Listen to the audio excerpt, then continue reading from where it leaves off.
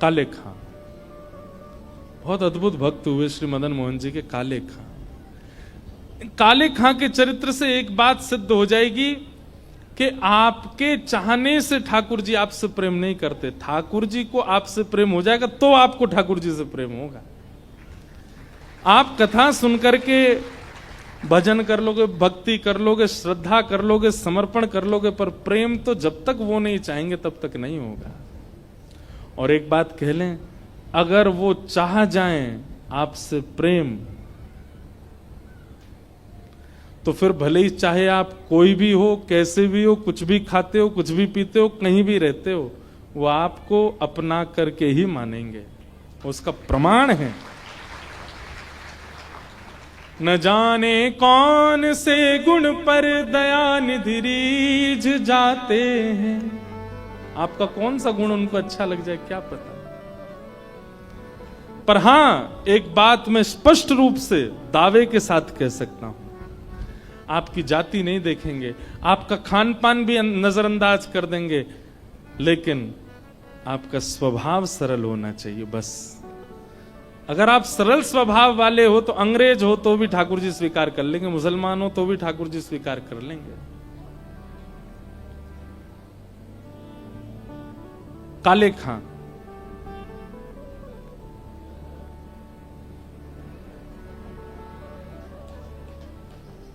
काले खां हमने भी पोज ही दिया, मैंने लोग खींचो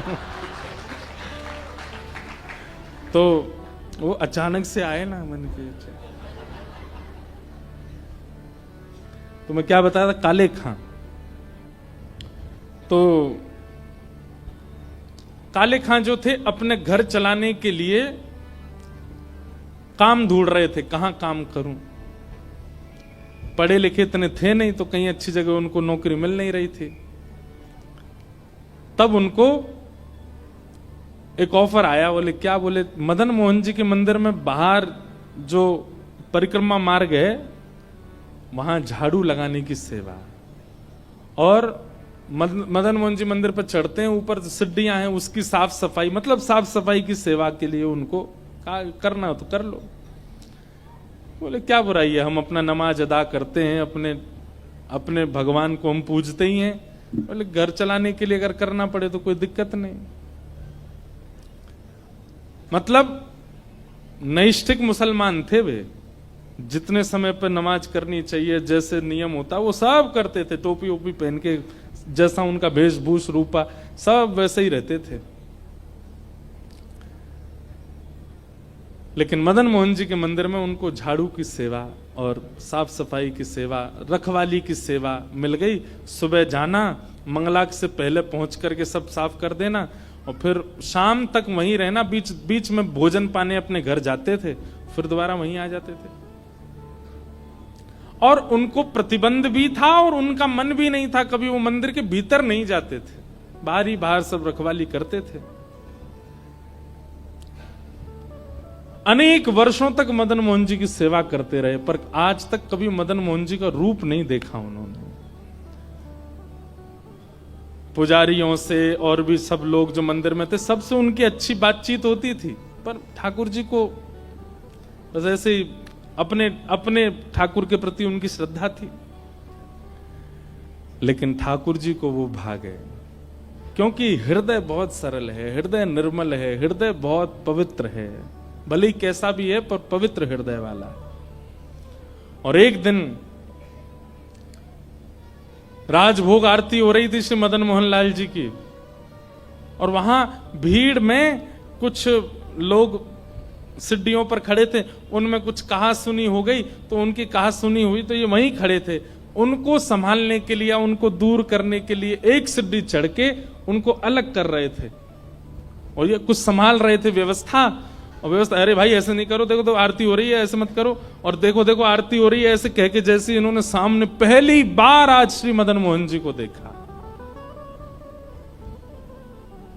वरहा पीड़म नटवर वपुः कर्णयो कर्णकारम बिभ्रदवासः कनक कपिसं वैजयन्तीं च मालाम् रन्ध्रान् वेणो अधर सुधया पूरयन् गोपवृन्दै वृंदारण्यम स्वपदरमणम प्राविशद गीत कीर्ति। लखी जिन लाल की मुस्कान। एक बार जिसने ठाकुर जी की मुस्कान देख ली, हमारे ब्रज में इस भाव को गाया जाता है, लखी जिन लाल की मुस्कान। एक बार जिन्होंने ठाकुर जी की मुस्कान को देख लिया, उसके बाद स्थिति क्या हो जाएगी। हम लोग ठाकुर जी का दर्शन करने जाते हैं, दर्शन करके थोड़ी देर में बाहर आ जाते हैं, इसका मतलब हमने देखे ही नहीं ठाकुर जी। लखी जिन लाल की मुस्कान, तिन्हि बिसरी वेद विधि, जप जोग संगम ध्यान। नैम व्रत आचार पूजा, पाठ गीता ज्ञान। रसिक भगवत द्रगदई, अस एंच के मुख म्यान। लखी जिन लाल की मुस्कान। ठाकुर जी के जो होठ है ना, ऐसे आकृति है ठाकुर जी की, धनुष आकृति के होठ हैं। ये धनुष ही है, ये होठ नहीं है, धनुष है। और जब जब ठाकुर जी मुस्कुराते हैं तब तब समझो ठाकुर जी ने प्रत्यंचा खींचा है। और प्रत्यंचा खींच करके सामने जो दर्शनार्थी खड़ा है उसको अपनी मुस्कान रूपी दंतावली दिखा करके ठाकुर जी मानो जैसे बाण मार देते हैं। और जिस दिन ये मुस्कान रूपी बाण पड़ता है ना, सब भूल जाता है आदमी, फिर किसी स्थिति में रह नहीं पाता। हम में अभी तक वो बाण पड़ो ही नहीं है। हमने ठाकुर जी की मुस्कान का वो बाण अभी तक पाया नहीं है। और ठाकुर जी ने इतने सारे दर्शनार्थी खड़े थे, लेकिन बहुत दिनों से ठाकुर जी प्रत्यंचा चढ़ाए खड़े, सामने ही नहीं आ रहा था काले खां। और आज जैसे ही वो विवाद अपवाद हुआ नहीं था, ठाकुर जी ने ही करवाया था। आरती में कौन लड़ता भाई, आरती में सबका ध्यान ठाकुर जी पे होता, वो लड़ने लगे, अरे हटो ऐसे लड़ते हैं, आरती हो रही है देखो। और जैसे ही सामने देखा, आहा, एंच के मुख म्यान। ठाकुर जी ने अपने होठ रूपी धनुष बाण से मुस्कान रूपी प्रत्यंचा खींच करके और दंतावली बाण जैसे ही मारा, मुस्कान देख करके काले खां खड़ा रह गया, पलक झपकना भूल गया। नेत्रों से आंसू क्यों गिर रहे हैं उसको नहीं पता है, उसके रोंगटे क्यों खड़े हो रहे हैं उसको नहीं पता है। जैसे जैसे हमारे ब्रज में एक बात कहें, भैया सांप के डसे को तो मंत्र है, पर सांवरे के डसे को कोई मंत्र नहीं है। सांप के डसे को तो जहर उतारो जा सके, पर जा कोई सांवरो डस दे वाकू कोई मंत्र नहीं लगे। जैसे सांप का डसा जो होता ना, कभी कभी गूंगा हो जाता, वो बोल नहीं पाता, ऐसे काले खां हो गए। वो अगल बगल वाले लोगों को देख रहे हैं, नेत्रों से आंसू गिर रहे हैं और उनसे कुछ कहना चाहते हैं कि मुझे क्या हो रहा है, क्योंकि कभी आज तक ऐसा कभी अनुभव हुआ ही नहीं।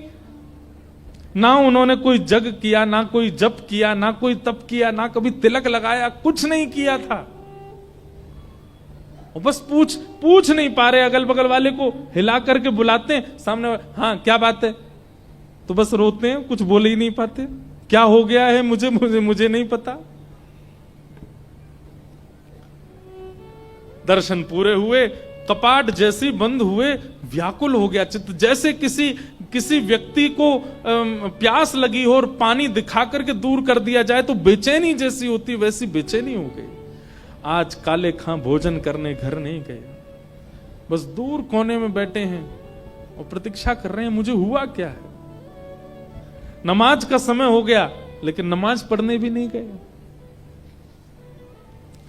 और संध्या में जैसे दर्शन पुनः खुले, डरते डरते जा रहे हैं, कभी चढ़े नहीं है सिड्डी पर। और आज फिर से 2 सिड्डी ऊपर चढ़ के फिर से जैसे ही देखा, फिर से वही स्थिति हो गई। अब तो ऐसी स्थिति हो गई कि जैसे जल बिन मछली, वैसे दर्शन बिन काले खां होने लगे। शाम को दर्शन पूरे हो जाते हैं तो काले खां अपने घर की ओर एक एक पग बढ़ाता है, उसको इतना भारी लगता है, सूर्य से प्रार्थना करता है जल्दी प्रकट हो जाओ ना, मैं सुबह फिर आऊं, फिर मदन मोहन को देखूं। अरे पागल, अरे पगला काले खां, तेने 30 साल निकाल दिए सेवा में, कभी देखा क्यों नहीं इनको। ऐसी स्थिति काले खां की हो गई। लेकिन भैया, एक तो इत्र की सुगंधी और दूसरा प्रेम, ये छुपाए नहीं छुपते। ये प्रकट हो ही जाते। आपकी चाल ढाल और मुख की आकृति से लोगों को पता चलने लगता है कि ये प्रेमी हो गया है। आप कहोगे मैंने तो किसी से कहा नहीं, है फैल कैसे रही है बात। इत्र की सुगंधी को चाहे तुम कितनी सॉल ढक लेना, ऊपर कितनी रजाइयां डाल लेना, वो निकल ही आती है बाहर। ऐसी प्रेम है, उसको कितना भी ढकने का प्रयास करो वो दिख ही जाता है। काले खां का प्रेम अब पता लगने लगा। क्यों? नमाज पढ़ने जाते नहीं है, अपने जो क्रम होते हैं वो करते नहीं है, घर में भी कभी कुछ ऐसी वार्ता कभी कुछ करते नहीं पत्नी से, बस पूरे दिन मंदिर जाना। अब तो भोजन बंधवा के ले जाते हैं, वहीं पाते हैं, आते ही नहीं दोपहर में घर। सब जगह से मन हटने लगा काले खां का। धीमे धीमे पत्नी को पता लगा कि ये हो क्या रहा है। उसको पहले तो लगा कोई और इनको मिल गई है, पर उसको क्या पता मिल नहीं गई है, मिल गया है, श्याम सुंदर मिल गया है। पीछा करने लगी, पीछे से जाके देखती है किससे मिलने जाते मैं देखूं तो। या आप शाम को घर भी नहीं आते तो रात में भी आते हैं, आके बिना बात किए सो जाते। सुबह और तो जल्दी उठते थे, अब तो बिल्कुल रात में आधी रात में ही भाग जाते हैं। कहां क्या है, सब जगह देख लिया लेकिन पत्नी को कुछ नहीं मिला। हाँ, एक अंतर दिखा, क्या कि जब आरती होती है तो सबसे पीछे नीचे वाली सीढ़ी पर खड़े होकर के काले खां भी दर्शन करता है। पत्नी ने एक दिन पूछा, आजकल नमाज पढ़ने नहीं जाते आप? समय कहां है मेरे पास में, मैं वहीं कर लेता हूं अपना। वो नहीं, समय तो निकाला जाता है। और दूसरी बात, मैंने कल देखा था, मैं आई थी मंदिर किसी काम से, तो मैंने देखा था तुम वहां आरती में दर्शन कर रहे थे। ये हमारे भगवान नहीं है, इनका दर्शन क्यों करते हो?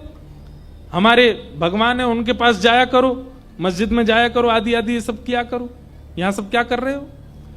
काले खां ने बात को टाल दिया, हाँ छोड़ दूंगा, वो तो दर्शन नहीं कुछ था इसलिए देख रहा था। लेकिन पत्नी को शक हुआ और वो उसने 2-4 बार देखा तो काले खां दर्शन करते ही मिले। आज पत्नी गुस्सा बैठी थी घर पर, जैसे काले खां लौट करके आए।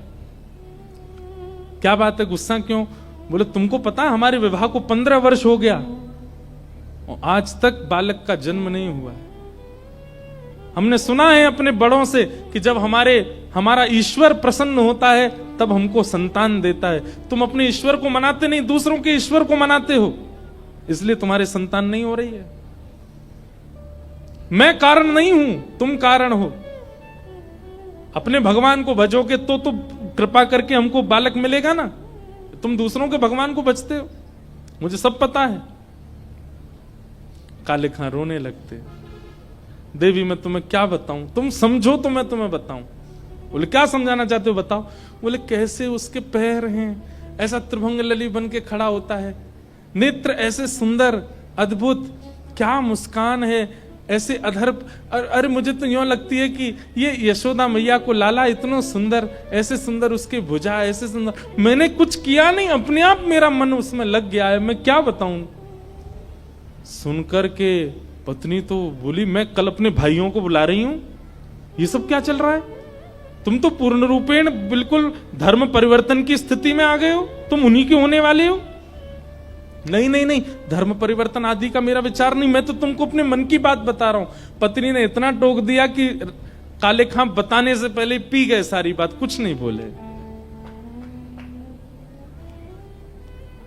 पत्नी अब रोज टोकती है, समय से नहीं आते, भोजन नहीं करते, ये नहीं। इतने परेशान हो गए काले खां। काले खां बोले तुझे क्या चाहिए? बोले तुम अपने भगवान को भजा करो ताकि वो प्रसन्न होकर के हमको बालक दें। काले खां आज मंदिर गए और मदन मोहन जी से बोले इतने वर्षों से मैं आपकी सेवा कर रहा हूं, कुछ मांगा नहीं नाथ, अपने लिए नहीं चाहता, पर ये मेरे रिश्तेदार नातेदार मेरी पत्नी का मुख बंद हो जाए, उसके लिए एक बालक कृपा करके मुझे दे दो। मैं आपसे अपने लिए नहीं मांग रहा हूं, मैं फिर कहूंगा मुझे अपने लिए नहीं चाहिए, पर मेरे और आपके बीच में बाधा बन रहा है ये बालक का ना होना, इसलिए नाथ मैं आपके दर्शन से वंचित ना रहूं, मैं आपके पास आता रहूं, उसके लिए एक बालक दे दो ताकि मेरी पत्नी उसमें ही लगी रहे, मैं आपके पास रहूं। और ठाकुर जी ने ऐसी सुनी उसी सप्ताह में पत्नी को गर्भ हो गया।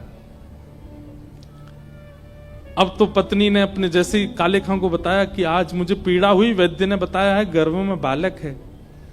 काले खां की तो छाती चढ़ गई। वो तुम बहुत टोकती थी कि ये क्या देंगे, ये क्या देंगे। उन्हीं से बोला था मैंने, मदन मोहन जी ने कृपा करके दिया ये। अब मुझे टोकना नहीं, रोकना नहीं, और किसी रिश्तेदार को बोलने की जरूरत नहीं। मैं जैसे रह रहा हूं मुझे करने दो। काले खां तो रोज जाते हैं और रोज अब तो मदन मोहन जी के और पास रहने लगे। क्यों? आपने कृपा करके मेरी पत्नी का मुख बंद करवा दिया, अब मैं बहुत खुश हूं, आपके मेरे बीच में कोई नहीं है। रोज दर्शन करते हैं ठाकुर जी का। बालक का जन्म हुआ, उसका नाम रखा जो भी था। धीमे धीमे बालक बड़ा हुआ। 8 वर्ष तक बहुत बढ़िया सब कुछ चलता रहा। मदन मोहन जी भी खूब प्रेम देते हैं, जो जो मांगता है रसखान वो हो जाता है। कभी रसखान के मन में होता है कि मैं प्रसाद पुजारी जी से तो मांग नहीं सकता, कोई दर्शनार्थी निकल रहा हो और ठाकुर जी ऐसी कोई कृपा करना उसके हाथ से प्रसाद गिर जाए, और वो नीचे जब गिरे तो मैं कहूंगा अरे नीचे गिरा हुआ क्या लोगे, वो चला जाए, उसको बीन के मैं पालूं।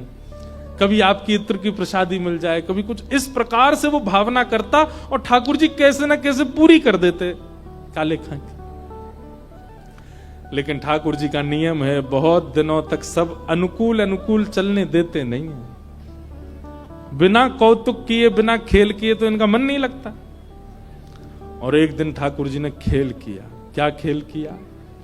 इनका बेटा 8 वर्ष का था, वो यमुना जी के तट पर खेल रहा था, नदी के तट पर खेल रहा था अपने मित्रों के साथ।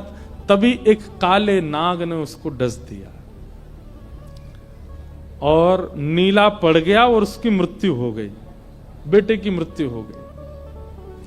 बच्चे दौड़े दौड़े उसकी पत्नी को बुला करके लाए, तुम्हारे बेटे को काले सांप ने डस दिया। वो बालक को लेकर के ओझा के पास गई, झाड़ा करने वालों के पास गई, सबने उसको मृतक घोषित कर दिया। किसी बालक से कहा था इसके पिता को बुला के लाओ, मदन मोहन मंदिर में सेवा करते हैं, वो उनसे कह के आओ कि बालक को ऐसे ऐसे विष लगा है। बालक जब बताने आया तब ये आरती दर्शन कर रहे थे मदन मोहन जी का। तभी एक बालक ने कहा, बोले अरे काले चाचा, आपके पुत्र को सांप ने काट लिया। वो समाचार सुनकर के काले खां देख रहे थे मदन मोहन जी को, समाचार सुना कि आपके पुत्र को काले सर्प ने डस दिया। आंखों से आंसू निकले और मुख पर बड़ी मुस्कान। बोले वाह कन्हैया, मैं इसी चीज से डर रहा था कि इतने दिन हो गए कोई कौतुक नहीं हो रहा मेरे साथ। मुझे क्या पता था कौतुक के रूप में इतनी बड़ी लीला कर दोगे आप। ये क्या कर दिया आपने। दर्शन करके और बालक को बोला तुम जाओ मैं आता हूं। बालक ने जाकर के उनकी पत्नी को बता दिया। बोले वो तो कह रहे हैं मैं आ रहा हूं थोड़ी देर में। बोले कैसा पिता है, अपने बालक की मृत्यु खबर सुनकर के भी अभी कहता है कि मैं आ रहा हूं। अपने मृतक बालक को लेकर के पत्नी मदन मोहन जी की देहली पे ही पहुंच गई और जाकर के उसको पटक दिया। काले खां ने कहा तुम यहां सब क्यों करने आई हो तमाशा, इसको ले जाओ घर पे, मैं आ रहा हूं ना। बोले तुम पिता हो सच में, तुम्हारे नेत्रों में अश्रु नहीं, तुम्हारे मन में कोई भाव नहीं, तुमको पता चला कि तुम्हारा बालक मर गया, तुम कहते हो मैं आ रहा हूं। ये दूसरों का भगवान तुमको इतना प्रिय लगने लगा कि इसके आगे अपने पुत्र की मृत्यु भी तुमको बेचैन नहीं करती है। और हां, तुमने ही कहा था ना कि ये मदन मोहन जी ने दिया है, ये बालक हमको मदन मोहन जी ने दिया है ना।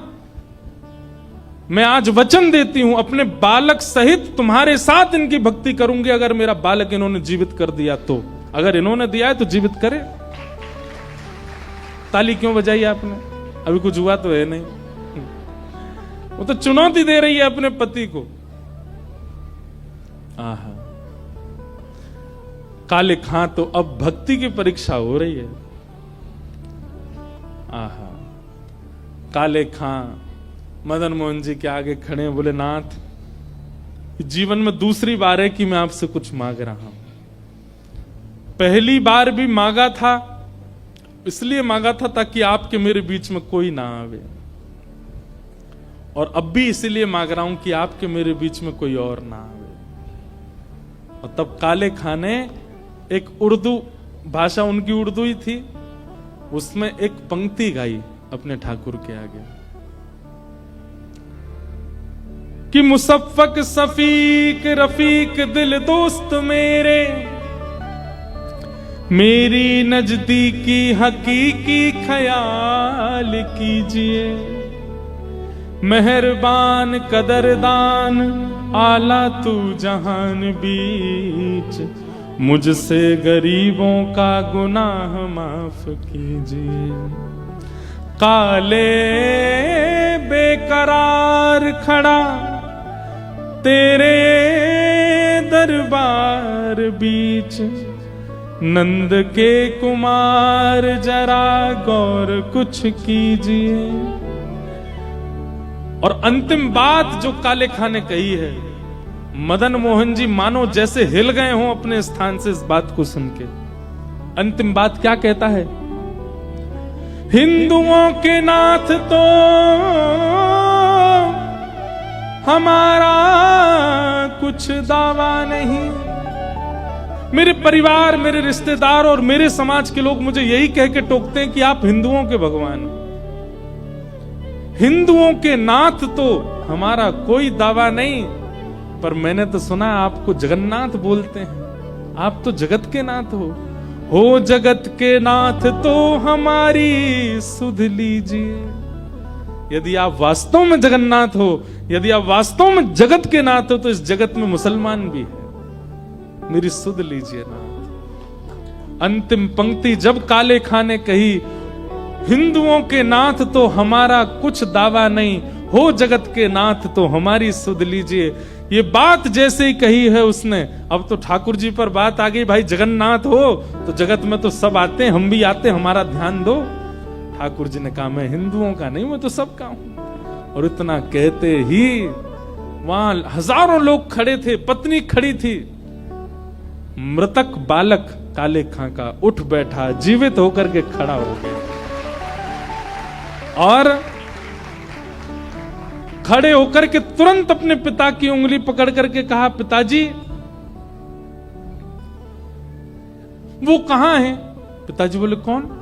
एक सांवरा सा बालक मेरे साथ खेल रहा था नदी के तट पर, बहुत सुंदर था, बड़े मनोहर उसके मुखमंडल थे, बहुत अच्छे अच्छे नेत्र थे।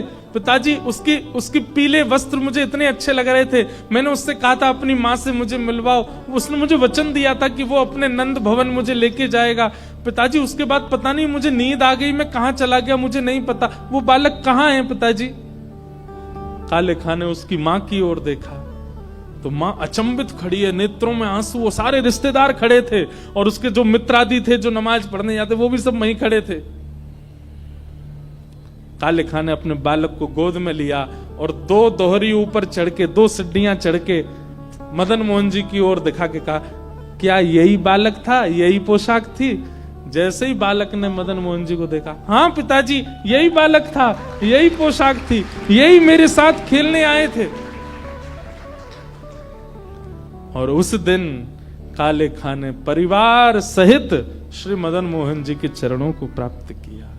सब परिवार सहित ठाकुर जी के हो गए। तब से लेके आज तक मदन मोहन जी में आरती होती है तो आरती के बाद सब जय जयकार करते हैं। जय जयकार के बाद आज भी करौली के लोग दो वाक्य गाते हैं। क्या? कारे के बेटा को जब कारे ने खायो, क्या? कारे के बेटा को जब कारे ने खायो, तब कारे की कविता सुन बेटा जिवायो है। काले के बेटा को जब काले ने खाया, तब काले की कविता से उसके बेटे को जिवाने वाले, हे मदन मोहन लाल तुम्हारी जय हो, तुम्हारी जय हो, तुम्हारी जय हो, बोलो मदन मोहन लाल की जय। ऐसे प्यारे श्री मदन मोहन लाल जी हुए जिनकी कृपा से काले पर कृपा हुई और उनके लाला जीवित हुए।